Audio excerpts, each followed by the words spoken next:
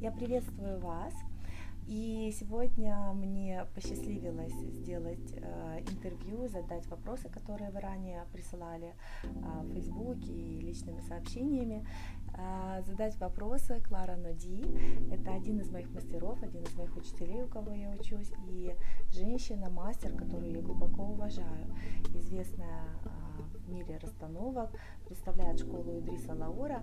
И мы начнем с такого важного вопроса для каждого из нас: как находиться в глубокой связи с собой, как в моменте, как быть способным возвращаться в момент, возвращаться в себя. И Клара поделится ее секретами, ее видением, то, что может помочь каждому из нас.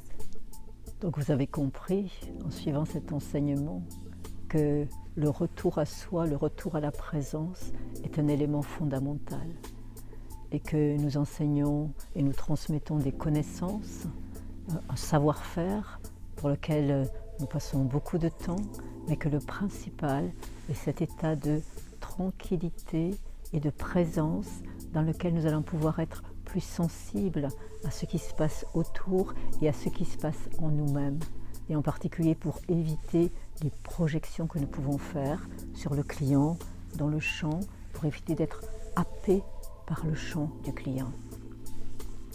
Et pour être présent, en théorie, c'est très simple.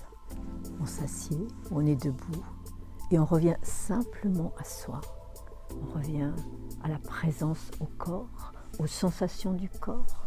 C'est ce que l'on indique également aux représentants, les sensations de chaud, de froid, de fourmillement, la respiration, la conscience de la respiration que nous perdons si souvent.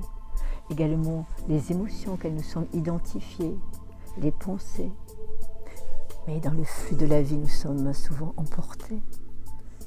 C'est pour ça qu'il est tellement important de pratiquer l'une ou l'autre forme de méditation immobile, également de méditation en mouvement, et c'est ce que nous enseignons durant nos formations également. Et ceci est un chemin. Combien de temps? Chaque jour, combien de temps? Ça dépend de chacun. Et à l'époque actuelle, nous ne sommes plus dans des monastères et nous pouvons pratiquer dans des temps précis de méditation au moins 1 à 2 fois par jour, 20 minutes, des mouvements du yoga de Samara qui permettent cette présence et cette transformation au niveau du corps, mais également présence à l'autre, à qu'est-ce qui se réveille en moi maintenant quand je vous vois? Est-ce que c'est agréable, désagréable, neutre? Agréable. Et je suis ainsi petit à petit l'observateur de ma propre vie, et dans cet état d'immobilité, je peux voir passer le flux des événements de la vie. Et c'est un long chemin qui est connu de toutes les traditions, et dans la pratique des constellations, c'est un élément fondamental.